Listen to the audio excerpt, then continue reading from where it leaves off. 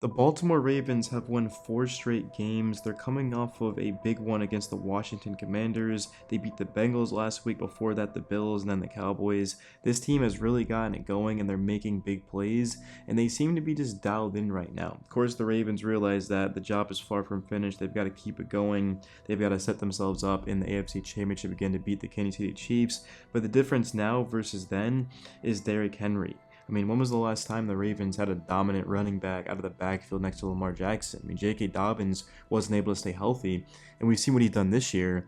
But again, that's for the Chargers. So you bring in Henry, once again, has another great game, 24 for 132. That's 5.5 yards per carry, 2 touchdowns, had multiple long runs in this game.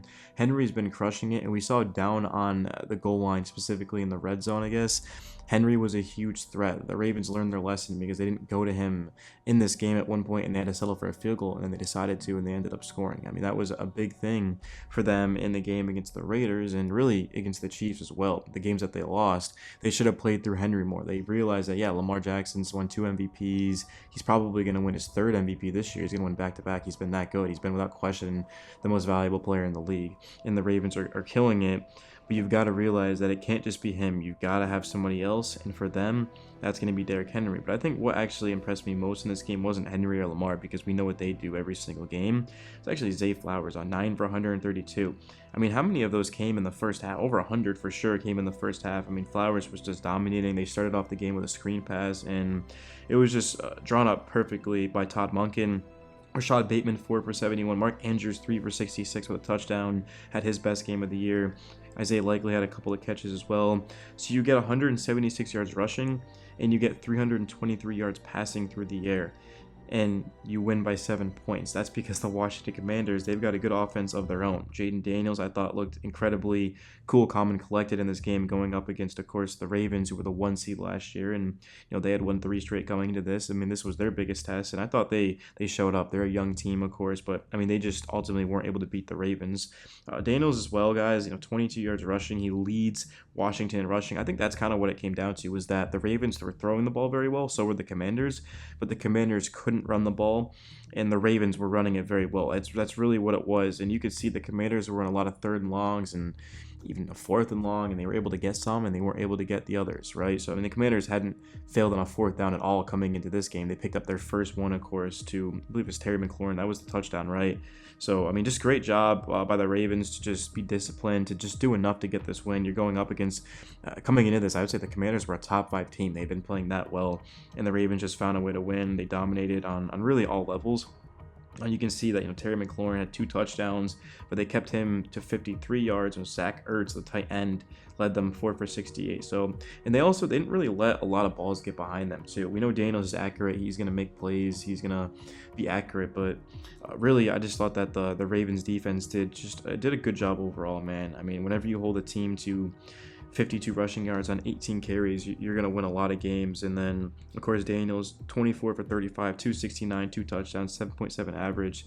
Daniels was very good in this game. He was accurate. He didn't turn the ball over. Of course, he picked up some yardage even when plays looked like they were dead.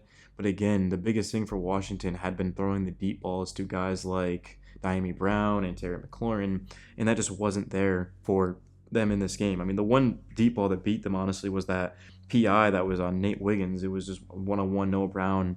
It was like 4th and 15 late in this game, but it's just a disciplined job at the Ravens. Their front played well, and Daniels looked uncomfortable, man. You wouldn't think it by his stats or how he played, but I mean, he definitely looked a little bit uncomfortable. I mean, he was hit hard by Kyle Hamilton and some of these Ravens defenders, and just a great job, man. Cannot stress enough how they did.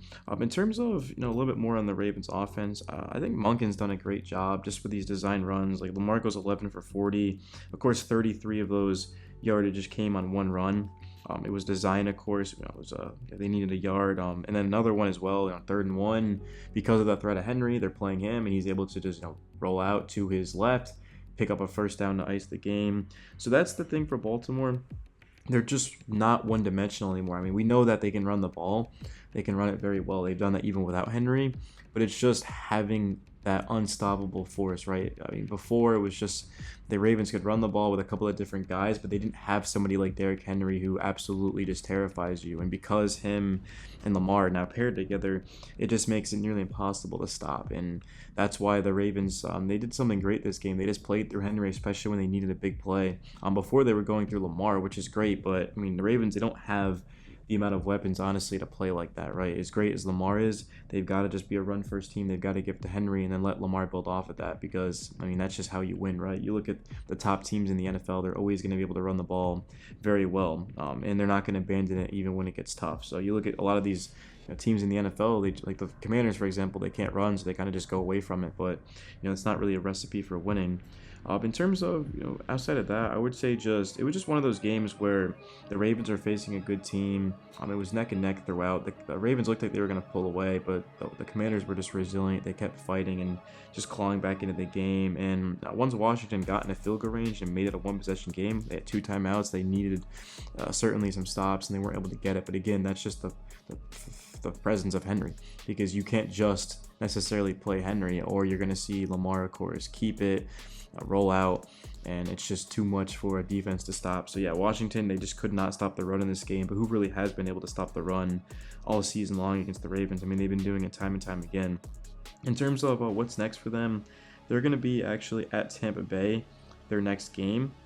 It's going to be Monday night, so it's weird because it's 8 days ahead.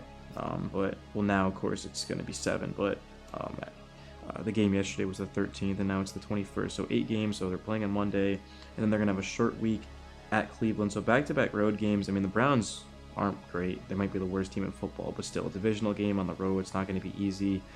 Denver, Cincinnati, Pittsburgh, Los Angeles. This is a pretty tough schedule, if I'm being honest with you guys. I mean, who knows what happens with the Bengals, but the Broncos, Steelers have elite level defenses.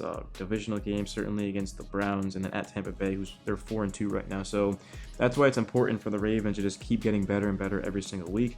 And it seems like they're doing that, right? The Dallas game, they kind of got out of there with a win, nearly blew that late, and then blew out the Bills, and then they find a way to beat the Bengals in overtime.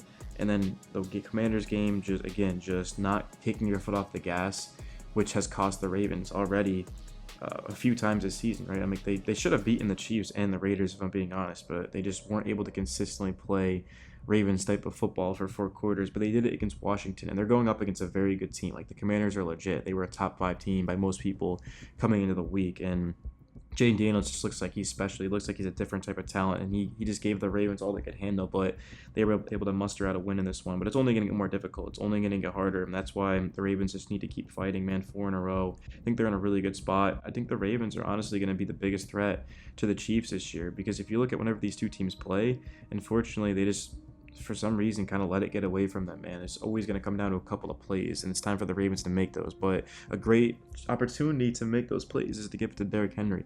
Because if you give it to Henry and you lose, okay, well, you gave it to Derrick Henry and you lost. But if you don't give it to him and you lose, then there's really no excuse. So just try to take some of the pressure off of Lamar. He can't do it on his own. As great as he is, he's probably going to win MVP again, which will be his 3rd. But he can't do it on his own, guys. Nobody can. And I thought the Ravens, again, did a very impressive job in this one of just giving it to Henry and letting him give you those 5, 6, 7 yard runs, of course, and find the end zone, and it was awesome to see. But yeah, guys, it's your boy Swag. You can also find me over at Ravens Daily. I'll see you in the next one. Peace.